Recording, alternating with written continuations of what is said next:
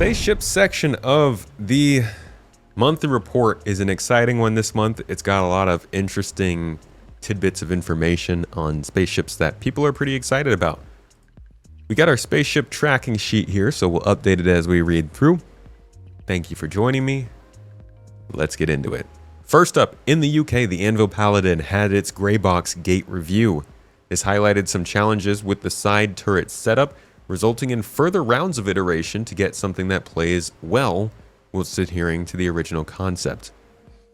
Let me give you guys a quick reminder of what the Anvil Paladin looks like, because it's honestly, it's a beautiful ship. I think this is going to be such a great ship. Oh, they didn't do a video on it?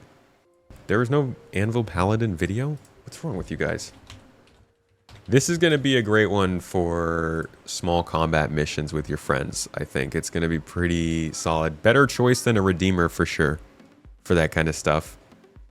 It's got a big gun. It's got a big old gun on the bottom for your dedicated gunner. It's also got some side turrets here, as they mentioned in this report. It's got a really cool setup where you're all kind of sitting together. So if you're going after a Paladin, just bomb the cockpit and you're good. Don't even have to worry about shooting the rest of the ship, huh? It reminds me of the Hammerhead, the way that they have you sitting staggered like this. This picture is similar to the Hammerhead. I'm pretty sure there's a picture of the Hammerhead shooting down on a caterpillar. These companies just love shooting on Drake ships. It is 4-person crew, 1 pilot, 3 remote gunners, 53 meters long, 38 meters wide, 14 meters tall. It's got mostly size 2 components with a size 3 generator, 2 size 2 coolers, and it's got 6 size 4 missile racks. So it's definitely a combat focused ship. But it looks like it is at its gray box review. They didn't say it passed it. Usually they like to say that it actually passed the review. So let's find it on here. Anvil Paladin, new model, medium gunship, gray box. We had it in gray box already as of July 2025. We will update this to August 6th was the latest update we got. Confidence on it, I'm gonna say, is still very high. I think this, I'm gonna change this to high. I think this could make it in Q4. 4 months to go from gray box review to fully complete. They didn't mention Lot 0 though. So I actually don't know where to put this July gray box gate review. Is that what we had from the last month? This is May. All right, so in June, they said that the Anvil Paladin continued through gray box with additional artists being moved onto it, other tasks for its July gate review. Okay, so we already had it set to go into its July gate review, so we don't even have to update this. They didn't say it passed it. So we're just gonna say it had its gray box review. But I can't reliably update it to say anything else because they didn't say that it passed. They didn't say that it went into Lot 0 or anything like that. So we're still a little bit iffy on the Anvil Paladin. Moving on, further navigation flow updates were made to the Drake Ironclad, including new elevators and revised staircase locations to improve traversal times around the ship. The Ironclad Assault also progressed through White Box with the team implementing the key differences between it and the base. Okay, so, dude, if you can tell me how to dark mode this, I've been trying to figure it out. All right, so the Ironclad. I think I'm going to disappoint some people with this one. But guys, the Ironclad's a big ship. The Ironclad is a big ship, folks. And, is dedicated to the cargo bay at the front of it, which has both a front ramp for loading and unloading cargo and small vehicles on the ground, as well as a retractable roof for doing that. There's a lot to this ship. When you're out in deep space and you're trying to quickly move some cargo from one person's ship into your ship, really you want as much kind of access to be able to do that as you possibly can. So by having this kind of much larger opening on top of the ship, it allows us to kind of bring cargo in much easier. So its role being a lot of detail. There's a big interior. Two distinct ways. One, the cargo itself is more protected. It's within the cargo bay that has the armored roof section that covers it. So unlike, say, a hull C where the cargo's on the outside, you can load it from the outside but then protect it with the Gives classic Drake brutish styling.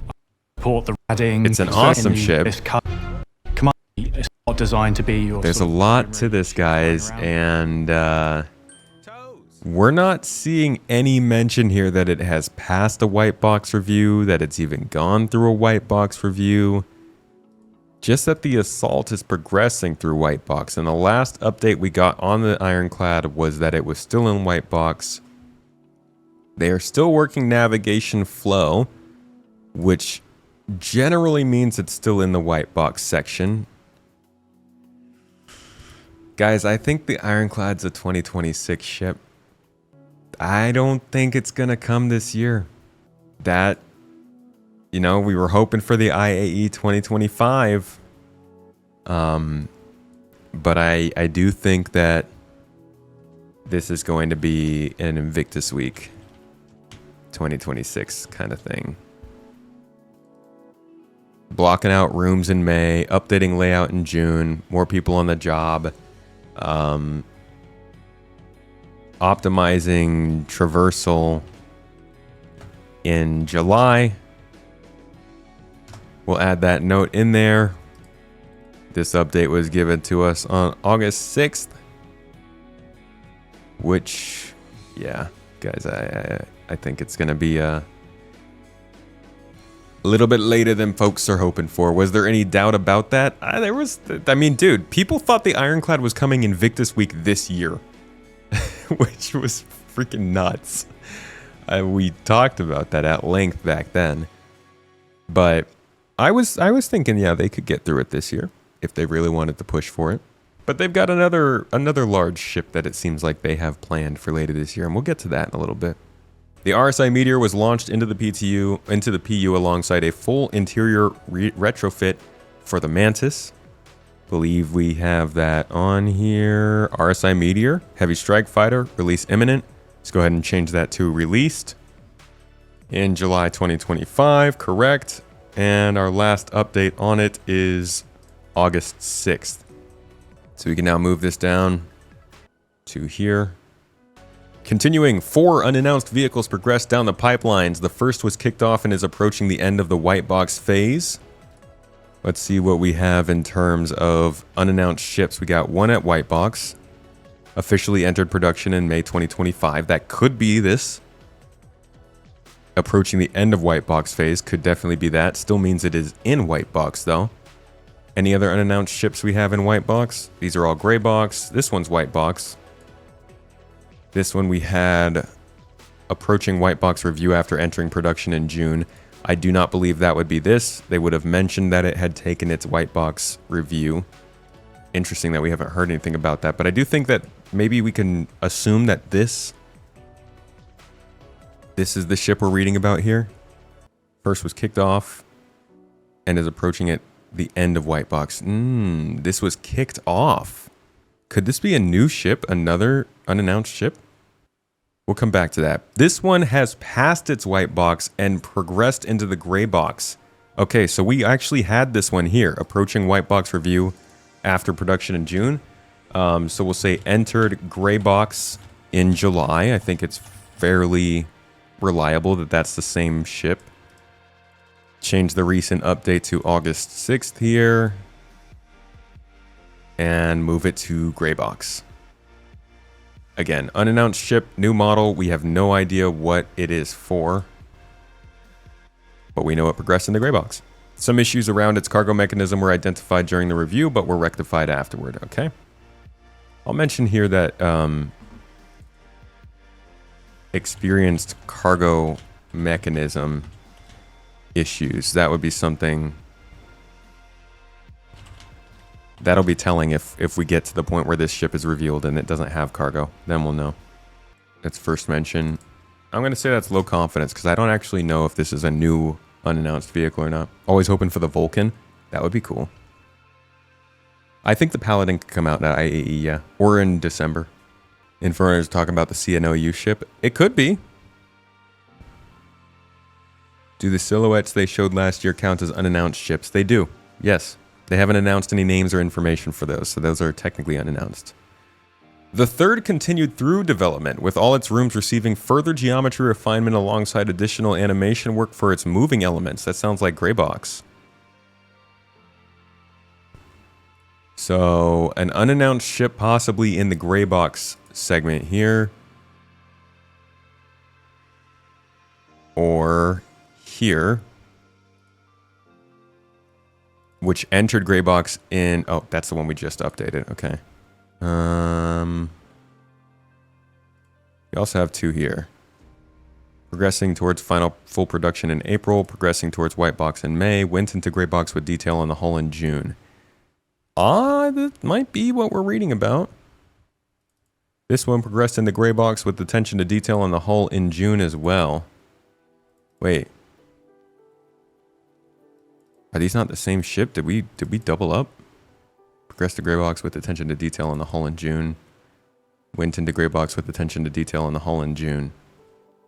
Oy. See, this is the difficulty of trying to do this. Now, I don't know if these are inaccurate, if we have 2 that were supposed to be going into Greybox at that time. Or if I accidentally doubled it. These are 2 different first mentions, though. Ah, I knew this was gonna happen. It's so confusing. With all its rooms receiving further geometry refinement alongside additional animation work for its moving elements. I'm going to update one of these, and we'll see what happens. We'll mark this as an update to August 6th. And it still says it is in Greybox, right? Yeah, it's just getting geometry refinement. So that's still Greybox stuff. The final unannounced vehicle passed a combined gate review. This was done to provide more time for the audio, UI, and VFX teams to add additional details with the aim of setting new standards for their disciplines. That's probably the Kruger ship. Passed a combined review, getting audio, UI, and VFX. That could be happening to the Kruger ship. It's pretty small. And maybe that's this. This looks like something I forgot to remove. This was probably the RSI Meteor. So it might be this ship. I'm going to go ahead and assume that it is the Kruger ship they're talking about here. Let's say it passed a combined review, which means it's probably moved on past its LOD 0 and it's working on its details and its final art stuff. So I'm going to move this to final art, Kruger Intergalactic, passed a combined gate review in July. First mention of it, I don't have a first mention to be honest, so we'll just put down this as the 6th, 2025. Confidence, medium. Can the Kruger be unannounced when they had an ISC about making it? Well, they never said the name of it. So I'm going to assume it's unannounced still. And we'll set the release for this by August 2025. That's pretty certain at this point. Name's on the loading screen now. Right, but it wasn't on the loading screen, I think, when they made this monthly report. In North America, the RSI Apollo, Medivac, and Triage passed their LOD 0 reviews and are now in the final stages, with damage setup, paints, and LOD levels being created. So we can update the Apollo as moving into final art. Still think it's a Q4 release. Passed LOD 0 in July. And our last update was August 6th. High confidence. That's high confidence now. The RSI Perseus, this I think is their big release for this year, progressed into the LOD 0 phase. The exterior is now receiving the fine detail work to visually bring it in line with other RSI ships. Perseus, here we are. Patrol boat, LOD 0. Beautiful. We still think it's a November 2025 release, but we've got it updated now for August 6th. Passed LOD 0 in July. Solid progress on it. And if you don't know about the RSI Perseus, I'll give you a quick look at it. Sorry, I'm rushing through this a little bit because the podcast is coming up soon. Yeah, I think the Perseus will probably be an IAE release. a Polaris with a turret on the top and the bottom, and for a ship of this style, having that bridge at the front didn't quite sit well with us, so we then tried alternates with a more traditional bridge, taking cues from the Bengal, and that definitely People looked better, love but then that has bridge the placement. knock-on that the upper front turret has a blind spot behind, so we had to make sure that the rear turret could not have a blind spot there, and then deal with the point defense system turrets to help alleviate those spots. You want it to look aggressive, but you also want it to be unique. It's a very cool looking You ship. want it to look like it's part of the family. It's also not too big. When you see this ship, you know you're in trouble. That's what players are looking for.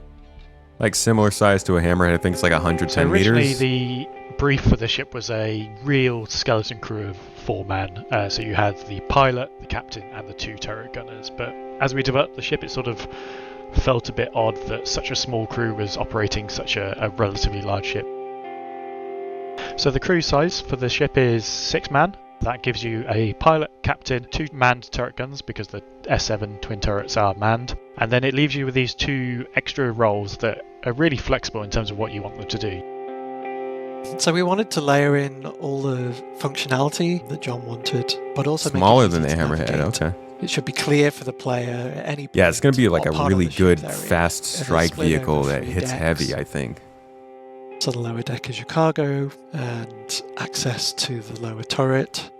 And This then thing you is go going to up, absolutely and that's sort of the main just deck, and that goes maul from front on to back. large and medium You know, ships. you can reach your front turret, torpedo room, or you can go right back into habitation and the captain's room.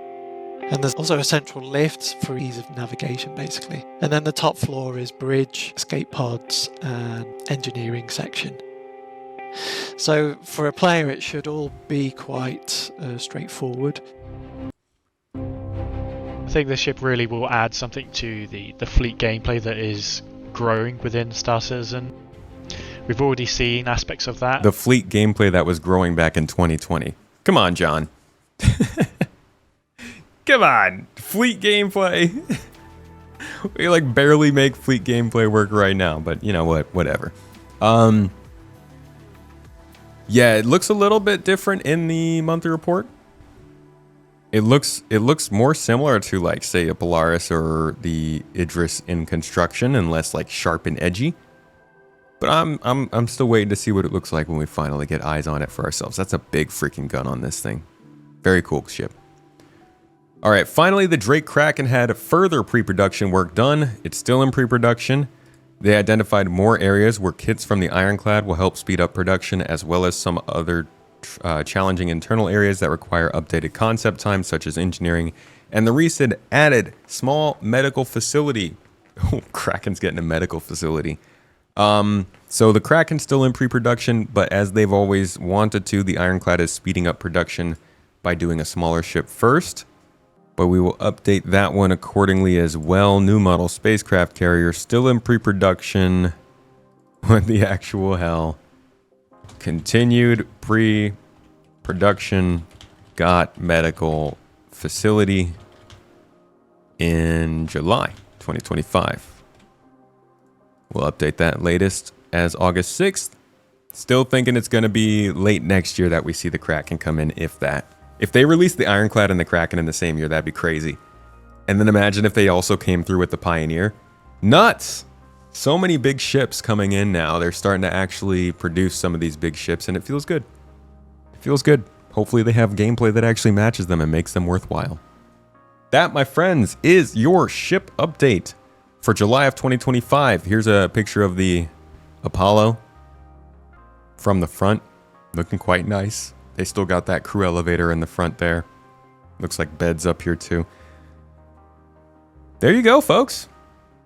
Monthly report, ships, all the goods. Thank you everybody for checking this out. As always, we will be back next month with another update on ships. And hopefully I will have a little bit more time to film this so that we can go through these more detailed and maybe remove some of these doubles that we've got in here now, because it's just getting a little bit confusing with the way they talk about these unannounced ships.